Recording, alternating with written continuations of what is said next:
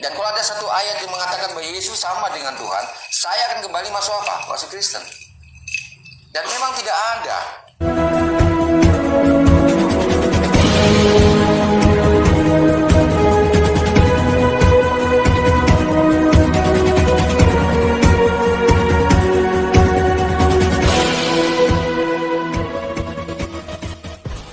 Ya, shalom bagi kita semua dimanapun kita berada pada saat ini. Kiranya kita semua tetap berada dalam keadaan sehat, dan apapun yang merupakan aktivitas kita sepanjang hari ini, kiranya Tuhan Yesus memberkati. Dan kembali berjumpa lagi di channel kita ini, yaitu Zemayan Yasin. Terima kasih buat teman-teman semua dan juga para sahabat yang sudah mendukung perkembangan channel ini dengan setia. Dan kiranya kita tetap menggunakannya untuk menjadi berkat bagi semua orang. Nah, teman-teman, sebelumnya saya mengucapkan selamat tahun baru buat kita semua. Kiranya kehidupan kita di tahun 2023 ini kita akan menjadi lebih baik lagi dibanding di tahun 2022.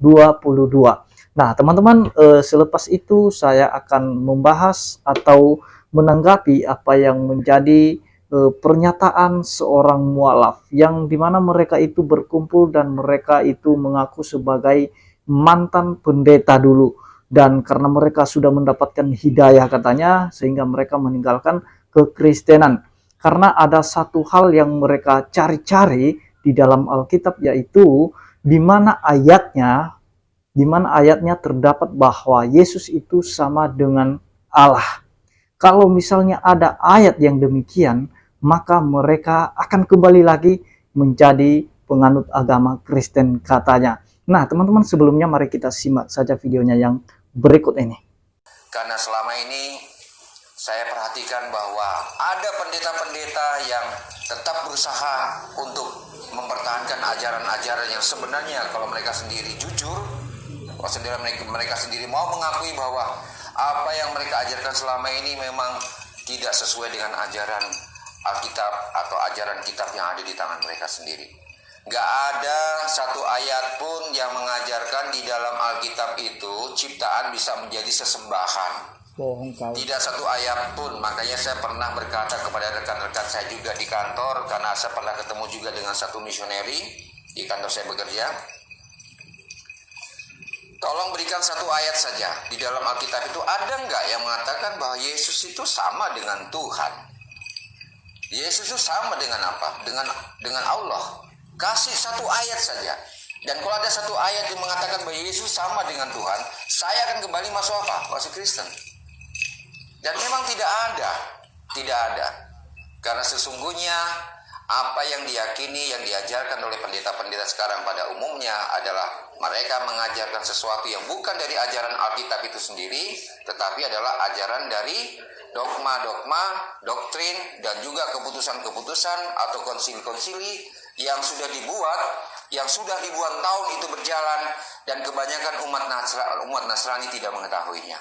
Jadi kami sendiri, saya sendiri, opa saya, orang tua saya, mereka semua dari Nasrani, dan mereka tahunya mereka itu orang Nasrani, mereka tahunya itu orang Kristen. Tapi kenapa mereka harus menyembah Yesus sebagai Tuhan? Nah, itu satu ajaran yang memang sudah tidak perlu dipertanyakan lagi. Dianggap itu tidak perlu dipertanyakan lagi, karena sudah menjadi ajaran yang sudah diterima, dan itu bahkan sudah ribuan tahun. Nah, untuk itulah maka kami sebagai mantan-mantan pendeta ini, kami mengambil satu keputusan yang bagi kami itu adalah keputusan yang luar biasa, di mana kami mendapat hidayah, kami mendapat kesempatan untuk bisa artinya memberikan penjelasan yang sebenarnya, bahwa sesungguhnya Yesus itu hanyalah sebagai nabi. Yesus itu hanyalah sebagai guru. Nah, jadi itu dia videonya, teman-teman. Sebenarnya di video fullnya itu banyak kali ceritanya ya, dan semuanya cerita dia itu sebenarnya tidak sesuai dengan fakta. Nah, teman-teman, mereka yang mualaf ini mereka selalu mengaku sebagai mantan pendeta. Supaya apa? Supaya mereka diberikan panggung di agama yang mereka anut saat ini. Nah, teman-teman, ada beberapa hal yang dia sampaikan tadi yang perlu kita tanggapi dan perlu kita luruskan, di mana dia berkata bahwa para pendeta saat ini mereka sedang mempertahankan ajaran mereka yang tidak sesuai dengan Alkitab. Karena di dalam Alkitab itu tidak ada sama sekali ajaran yang mengatakan bahwa ciptaan itu bisa menjadi sesembahan. Nah, jadi dia berpikir bahwa Yesus itu adalah diciptakan. Saya mau menyampaikan kepada teman-teman semua, dan semoga saudara-saudara kita yang Muslim bisa mendengarkan ini, bahwa di dalam Alkitab secara keseluruhan dari Kejadian sampai Wahyu, itu sama sekali tidak pernah dicatat bahwa Yesus adalah ciptaan atau Yesus diciptakan. Sama sekali tidak akan pernah temukan ayatnya. Justru yang ada secara eksplisit mengatakan bahwa di dalam Yesus diciptakan segala sesuatu. Yesus bukan ciptaan. Dia adalah firman yang pada mulanya. Dan di dalam dia diciptakan segala sesuatu. Tanpa dia, sesuatu pun tidak ada yang jadi.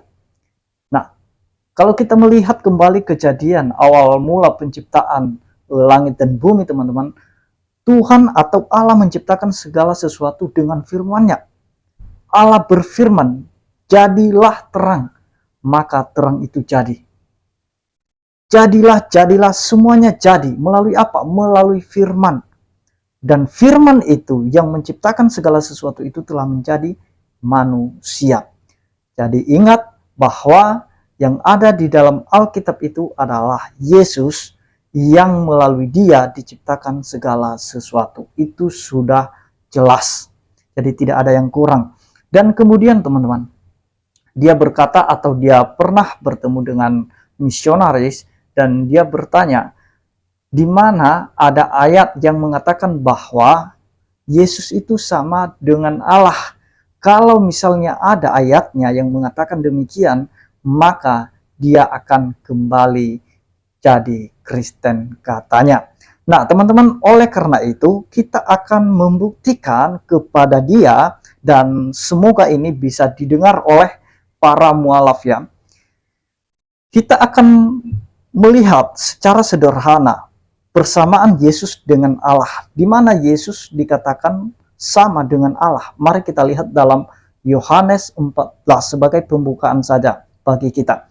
Yohanes 14 ayat 9. Begini perkataan Yesus. Kata Yesus kepadanya, ini kepada Filipus. Ketika Filipus bertanya, tunjukkan Bapa itu kepada kami. Tetapi Yesus menjawab di sini, di ayat 9, telah sekian lama aku bersama-sama kamu, Filipus, namun engkau tidak mengenal aku. Barang siapa telah melihat aku, ia telah melihat Bapa. Bagaimana engkau berkata, tunjukkanlah Bapa itu kepada kami. Nah, ini satu pengakuan Yesus sendiri bahwa dia sama dengan Allah itu sendiri. Karena dia Allah itu sendiri yang telah datang dalam rupa manusia. Nah, itu yang dia sampaikan kepada Filipus. Siapa melihat aku, dia sudah melihat Bapa. Nah, jadi ada persamaan di situ bahwa Yesus itu sama dengan Allah. Bagaimana mungkin engkau Filipus berkata, tunjukkanlah Bapa itu kepada kami. Engkau melihat aku sama hal yang engkau melihat Bapa. Sama. Nah, jadi kalau dia berkata tidak ada ayatnya, itu keliru. Karena dia memang jarang baca Alkitab. Dan kemudian selepas itu teman-teman, mari kita lihat bagaimana selanjutnya kesamaan Yesus dengan Allah yang disembah oleh Abraham, Musa, dan nabi-nabi sebelumnya. Mari kita cek. Di dalam Maleakhi 3 ayat 6, di sana dikatakan Allah tidak berubah. Dan demikian Yesus tidak berubah di dalam Ibrani 13 ayat 8. Di sana juga dikatakan Yesus tidak pernah berubah. Sama. Allah yang di dalam Maleakhi, yang ditulis oleh Maleakhi dengan yang ditulis Ibrani, sama. Allah tidak berubah, Yesus juga tidak berubah. Dan yang kedua, di dalam Yohanes 1 ayat 1, Allah adalah firman. Demikian juga Yesus. Di dalam Yohanes 1 ayat 14.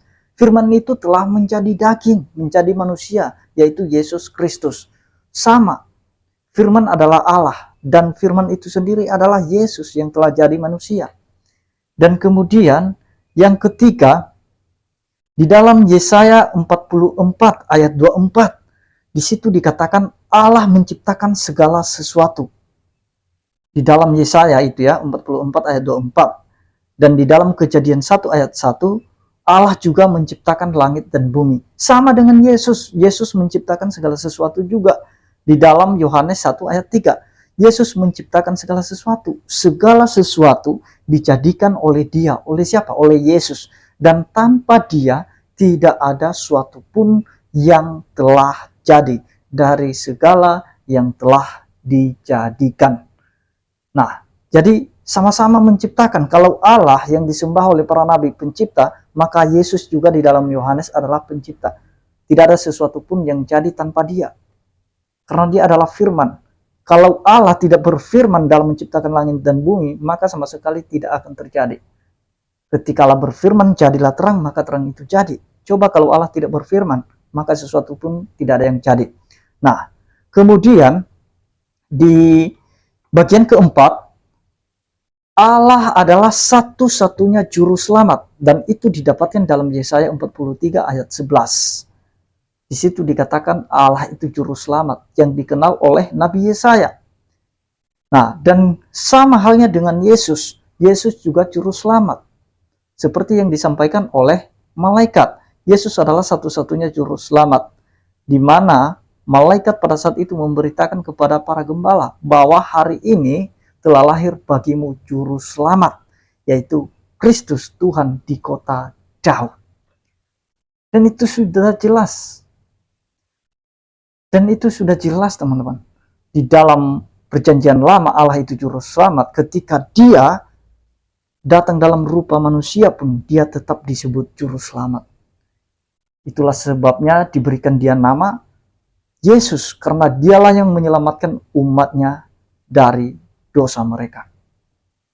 Yehoshua HaMashiach, Allah menyelamatkan. Kenapa nama itu diberikan kepada Yesus? Kenapa nama Allah itu diberikan kepada Yesus? Karena memang Yesus itu adalah Allah, yang dimana hakikatnya memang Allah. Itu persamaan Yesus dengan Allah yang disembah oleh para nabi. Yesus tidak berubah, sama dengan yang dicatat oleh para nabi juga. Allah tidak berubah.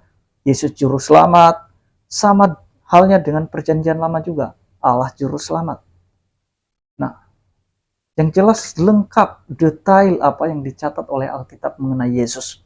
Dan kemudian yang Dia sampaikan tadi, yaitu mengenai ajaran-ajaran pendeta yang tidak sesuai lagi dengan kitabnya katanya. Melainkan yang diajarkan sekarang ini adalah hasil dari Konsili Nisea. Nah, sebenarnya teman-teman ini merupakan pemahaman yang keliru. Dan ini sudah menjadi doktrin warisan bagi para mualaf ya. Di mana itu turun-temurun itu mereka memiliki pemahaman seperti itu, pemikiran seperti itu, dan selalu beranggapan bahwa ajaran-ajaran yang ada di dalam Alkitab itu merupakan hasil Konsili Nisea katanya. Bayangkan teman-teman, di dalam nubuatan para nabi saja itu sudah disampaikan bahwa Yesus itu adalah Tuhan, dan itu jauh sebelum Konsili Nisea. Demikian malaikat memberitakan kelahiran Yesus, bahwa Yesus akan lahir, Dia sebagai juru selamat, dan itu jauh juga sebelum Konsili Nisea. Kenapa ada Konsili Nisea? Untuk meneguhkan apa yang sudah tercatat dalam Alkitab. Bukan membuat ajaran baru Konsili Nisea itu, melainkan meneguhkan. Mereka mensahkan apa yang sudah tercatat. Karena pada zaman itu, zaman Konsili Nisea itu banyak sekte-sekte atau bidah-bidah atau ajaran-ajaran sesat dari luar kekristenan maupun dari dalam kekristenan itu sendiri yang menyangkal ketuhanan Yesus. Jadi ada Konsili Nisea itu untuk mengesahkan apa yang sudah tercatat dalam Alkitab, bahwa Yesus itu memang benar-benar Tuhan. Nah, jadi Konsili Nisea itu bukan di mana Yesus dilantik. Jauh sebelumnya Yesus sudah Tuhan. Itu dari kekal sampai kekal teman-teman ya.